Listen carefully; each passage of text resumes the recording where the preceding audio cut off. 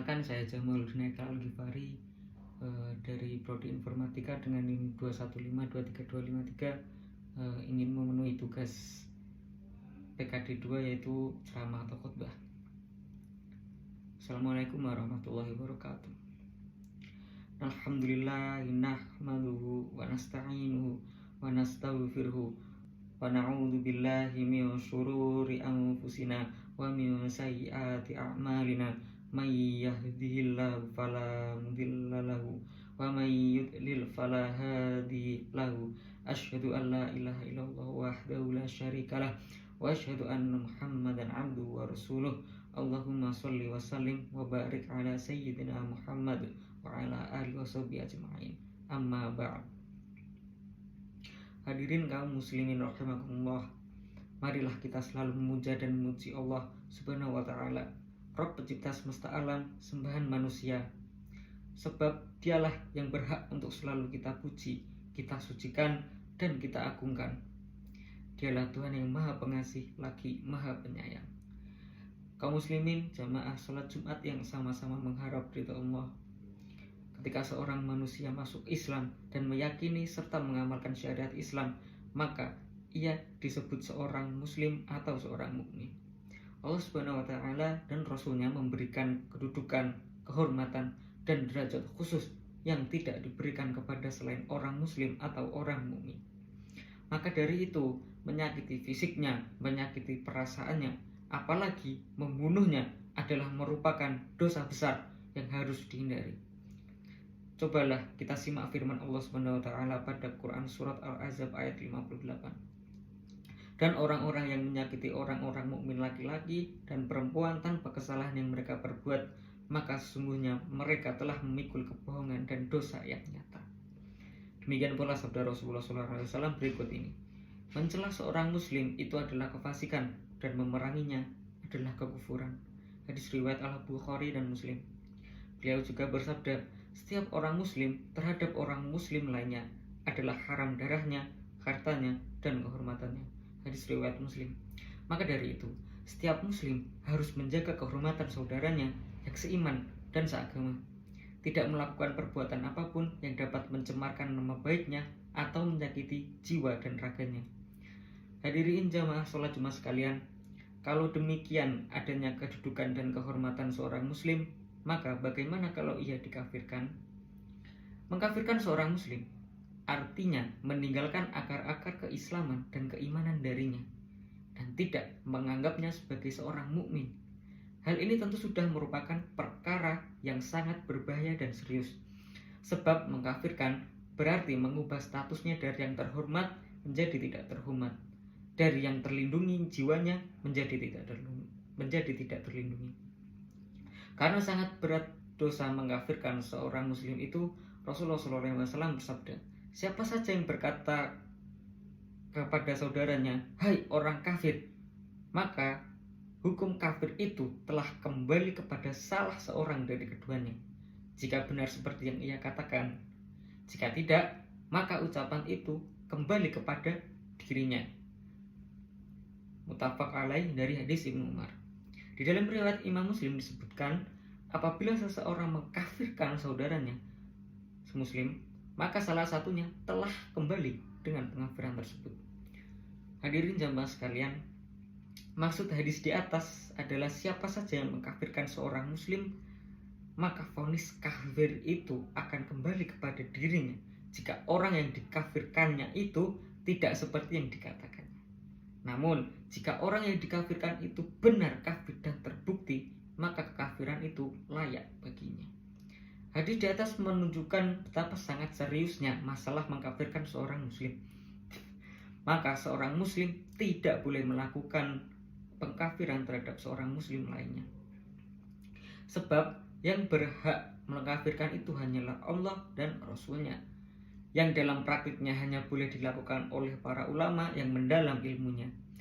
Adapun seorang muslim biasa hanya boleh mengkafirkan orang-orang yang secara tegas dinyatakan kafir oleh Allah dan oleh Rasulnya, dan tidak boleh ragu untuk meyakini kekafiran mereka. Jadi orang kafir adalah orang yang dinyatakan kafir oleh Allah dan Rasulnya. Jika seseorang yang tadinya muslim lalu karena keyakinan atau karena perbuatan atau karena perkataannya dinyatakan kafir oleh para ulama ahli setelah berbagai upaya dan tindakan dilakukan terhadapnya, namun ia tetap pada pendiriannya sehingga para ulama mengkafirkannya, maka setiap orang muslim wajib meyakini kekafiran orang tersebut. Orang-orang Nasrani, orang-orang Yahudi, dan penganut ajaran dan agama selain Islam sama sekali tidak boleh diragukan kekafiran mereka, karena Allah dan Rasul-Nya telah menyatakan mereka kafir dan penghuni neraka. Dan siapapun yang tidak meyakini kekafiran mereka atau meragukan kekafiran mereka, maka berarti dia tidak percaya kepada Allah dan kepada Rasul-Nya.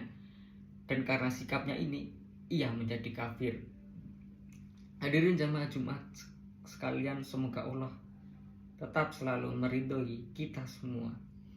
Harus juga kita ketahui bahwa seseorang dinyatakan atau divonis kafir atau murtad itu ada sebab-sebabnya, ada syarat-syaratnya dan penghalang-penghalangnya. Sebab-sebabnya adalah semua hal yang dapat membatalkan dan merusak iman dan Islam, baik yang berupa keyakinan, perkataan, ataupun perbuatan. Keraguan atau sikap mengabaikan hukum syariat yang telah didukung oleh dalil yang jelas dan argumennya yang pasti, yaitu Al-Quran dan As-Sunnah. Sebab-sebab tersebut dijelaskan di dalam buku-buku akidah dan juga buku-buku fikih. Pengkafiran atau vonis kafir terhadap seseorang juga harus memenuhi persyaratan-persyaratannya, seperti penegakan hujah atau pemberian penjelasan yang komprehensif yang dapat menghapus semua kesalahpahaman orang tersebut dan segala syubhatnya. Juga ia harus bebas dari penghalang atau yang biasa disebut mawani, seperti takwil dalam penafsiran yang keliru, kejahilan, dan adanya tekanan atau pemaksaan dari pihak luar. Hadirin jamaah Jumat sekalian, semoga Allah tetap selalu meridhoi kita semua. Oleh karena itu, tidak setiap orang yang melakukan suatu perbuatan yang dapat membatalkan keislamannya dengan serta-merta bisa divonis kafir, melainkan harus ada persyaratan dan hilangnya penghalang. Memang, perbuatannya harus diyakini sebagai perbuatan kufur atau kekafiran, tetapi orangnya tidak dengan serta-merta disebut kafir. Ia bisa disebut kafir kalau persyaratan-persyaratan takfir telah terpenuhi dan sudah tidak ada penghalang. Oleh karena itu, takfir atau vonis kafir hanya boleh dilakukan oleh para ulama ahli yang mendalam ilmunya. Hadirin jamaah Jumat sekalian, semoga Allah tetap meridhoi kita semua. Lain dari itu, harus juga dibedakan antara pengkafiran takfir umum atau mutlak yang tidak ditujukan kepada orang atau kelompok tertentu dengan pengkafiran yang dialamatkan kepada individu atau kelompok orang tertentu. Maka berbeda ketika dikatakan siapa yang mengatakan Nabi Muhammad bukan nabi terakhir, maka ia kafir. Dengan ungkapan si B kafir karena telah mengatakan bahwa Nabi Muhammad bukan nabi yang terakhir. Ungkapan yang pertama mutlak, sedangkan ungkapan yang kedua pasti dan tertuju pada person tertentu. Keyakinan bahwa Nabi Muhammad bukan nabi yang terakhir adalah kekufuran. Namun tidak serta-merta orang yang mengatakannya menjadi kafir dan boleh divonis kafir. Sebab bisa jadi ia meyakini hal ini karena tidak tahu dalilnya atau karena syubhat lain. Perkataan atau keyakinannya ini memang kekufuran, tetapi orangnya belum bisa dikatakan kafir. Ia baru bisa dikatakan kafir setelah dilakukan iqamatul hujjah terhadapnya, diberikan penjelasan yang komprehensif yang dapat menghapus keyakinan sesatnya dan dilakukan penuh dengan hikmah sehingga ia meyakini kesesatan keyakinannya dan ia diajak untuk bertobat. Jika segala bentuk iqamatul hujjah telah dilakukan dan tidak ada lagi mawani atau penghalang yang dapat menghalangi dirinya dari kekafiran dan ia tetap pada pendiriannya, maka dikatakan kepadanya, jika Anda terus meyakini keyakinan seperti ini, maka Anda kafir. Hadirin jamaah Jumat sekalian, semoga Allah tetap selalu meridhoi kita semua. Vonis kafir terhadap orang seperti ini dilakukan oleh seseorang yang berwenang, yaitu ulama. Sedangkan segala konsekuensi takfir diserahkan kepada pemerintah yang berwenang. Sedangkan masyarakat umum seperti kita hanya wajib meyakini bahwa perbuatan atau keyakinan seperti itu adalah kekafiran dan bisa menyebabkan orang yang menganutnya bisa menjadi kafir. Adapun memvonisnya sebagai orang kafir bukan wewenang semua orang, maka berhati-hatilah sebab akan berakibat sangat buruk terhadap diri kita dan kehidupan kita dalam bermasyarakat. Oleh karena itu, kita semua harus mengetahui segala apa saja yang dapat merusak keislaman kita dan membatalkan iman kita, agar tidak terjerumus ke dalam kekafiran dan kemusyrikan, serta dapat menjelaskan kepada orang lain. Hadirin sekalian jamaah salat Jumat yang berbahagia, di zaman kita sekarang ini memang harus kita akui bahwa ada orang yang melakukan perbuatan kekufuran atau meyakini keyakinan kufur, sedangkan ia mengetahui hal itu. Seperti yang dianut oleh kaum pluralis yang meyakini semua agama benar dan semua ajaran apapun yang menganut paham ketuhanan adalah benar. Dan di antara mereka ada yang bangga kalau dikatakan kafir oleh orang yang tidak sepaham dengannya, dengan mengatakan, silakan Anda kafirkan saya, asal bukan Tuhan yang mengkafirkan saya. Biasanya mereka tidak sholat, atau sekalipun sholat, kadang-kadang turut beribadah bersama-sama penganut agama lain pada momen-momen tertentu. Apapun penjelasan dan hujah yang disampaikan kepadanya, ia tetap pada keyakinannya. Bahkan orang yang tidak meyakini seperti keyakinannya disebut fundamentalis, Islam garis keras, dan lain-lain. Maka orang seperti ini sudah tidak bisa diragukan lagi kekafirannya. Sekalipun vonis kafir tetap harus dilakukan oleh ulama. Sesungguhnya orang-orang yang beriman itu adalah mereka yang apabila disebut nama Allah, niscaya gemetarlah hati mereka. Dan apabila dibacakan kepada mereka ayat-ayatnya, niscaya bertambahlah iman mereka. Dan kepada Rabb mereka, mereka bertawakal. Quran Surat Al-Anfal ayat 2. Barakallahu li walakum fil Quran Al-Karim wa nafa'ani wa iyyakum bima fihi minal ayati wa dzikril hakim wa taqabbal minna wa minkum tilawatin innahu huwas samiul alim. Innal hamdalillah nahmaduhu wa nasta'inuhu wa nastaghfiruhu wa na'udzu billahi min syururi anfusina wa sayyiati a'malina. Man yahdihillahu fala mudilla lahu wa man yudlil fala hadiya lahu. Asyhadu an la ilaha illallah wahdahu la syarika lah wa asyhadu anna Muhammadan abduhu wa rasuluh sallallahu alaihi wasallam tasliman katsira.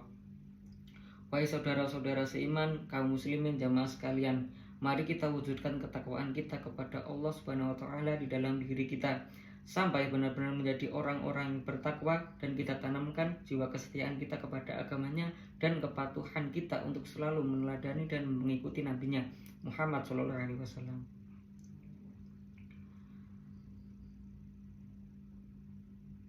Mari kita jaga kehormatan setiap muslim. Mari kita jalin persaudaraan di antara sesama muslim dengan jiwa yang ikhlas.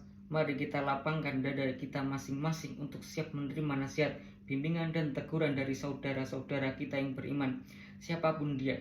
Jauhkanlah sifat sombong, angkuh, dan merasa sudah sempurna dari diri-diri kita, sebab sifat-sifat seperti ini sangat tercela dan tidak diridhoi Allah Subhanahu wa taala. Hadirin sekalian, sungguhnya Allah dan para malaikatnya bersolawat kepada Nabi Muhammad SAW, dan dia diperintahkan kepada kita agar bersolawat dan memohonkan salam untuknya. Seraya berfirman, sungguhnya Allah dan para malaikatnya bersolawat untuk Nabi. Wahai orang-orang yang beriman, bersolawatlah kalian kepadanya dan sampaikan salam atasnya. Quran Surat Al-Ahzab ayat 56.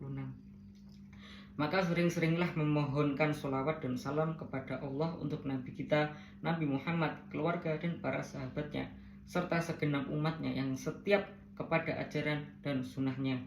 Allahumma ghfir lil muslimina wal muslimat wal mu'minina wal mu'minat al ahya'i minhum wal amwat innaka sami'un qarib mujib da'wat. Rabbana la tughfirna lana in nasina aw akhtana Rabbana wa la tahmilna isran kama hamaltahu 'alal ladzina min qablina Rabbana wa la tahmilna ma la taqata lana bih wa'fu 'anna waghfir lana warhamna anta maulana fansurna 'alal qaumil kafirin Rabbana atina fid dunya hasanah wa fil akhirati hasanah wa qina adzabannar al-akhirah hasanah wa qina adzabannar walhamdulillahi rabbil alamin.